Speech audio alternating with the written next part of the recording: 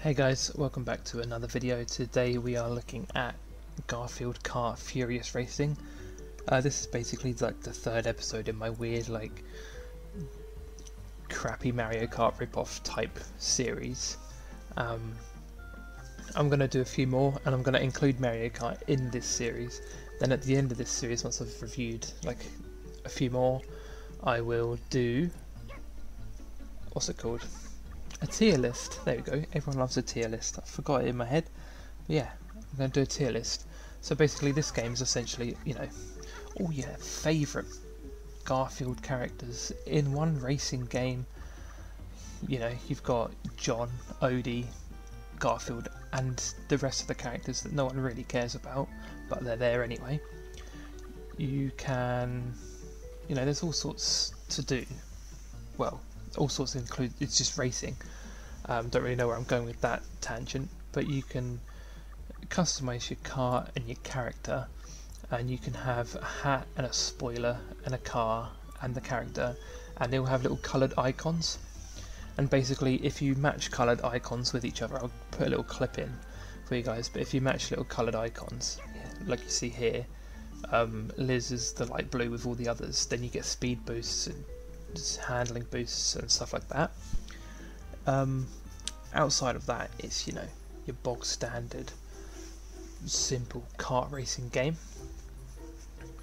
The difference between this and Nickelodeon Kart Racing, though, one of the big differences, is that this game has online multiplayer. The fact that the people who created Garfield Kart Furious Racing put an online multiplayer into their game when Nickelodeon Kart Racing did not is absolutely outstanding to me. That sets this game above the fact that, the only thing, well, there's a few things that I don't enjoy about this game. First thing is how every single car sounds like a high-pitched lawnmower. I'm not a massive fan of that, necessarily. That's part one. Part two is that sometimes the handling is absolutely awful. You end up in walls and going off the track because you're going so fast. Like, most of the cars are pretty fast, but they just don't handle well at all. Something else I have noticed about this game is that it's actually quite difficult. Like, it's weirdly difficult, like surprisingly difficult, I would say. I didn't expect when I downloaded this game to be like finishing near the bottom and losing races, but I do quite often. It's quite strange. I'd say that, in comparison to both Nickelodeon Kart Racing and Coffin Dodgers, this is like a step above that. So you've got Nickelodeon at the bottom, then Coffin Dodgers, which was like not bad but just so painfully mediocre that there wasn't much to say about it, and then you got this one just above that is actually good. Well, I'd say at most it's alright, but there's still a little bit more going for it, It's just a relatable game, Garfield is a guy who loves eating lasagna and hates Mondays, and I can relate to both of those things, so that's why I downloaded it. But then on top of that, you have all the characters. I like the customization options, like you get hats and spoilers, and based on what you unlock and where, you apply it to certain characters and you get speed boosts. I quite like that. You get speed boosts, handling boosts and acceleration boosts. And you definitely need those handling boosts, because it's an absolute nightmare trying to learn to drive with, or not learn to drive, should I say, that's a weird way of putting it, but handling on this game is pretty non-existent. Something else you might have seen me doing as I've been driving along is collecting jigsaw puzzle pieces, and you do often need the spring item to get them, and to jump into areas that you can't access by just jumping normally. But you get 3 jigsaw pieces per race, and they unlock a image in the gallery, which is quite cool as well. Like, it's just like a little extra feature, you know, little something to look out for as you're playing. But yeah, other than that, there's not really too much else to say. It's pretty decent. It's like surprisingly good, because like I downloaded this. It's similar.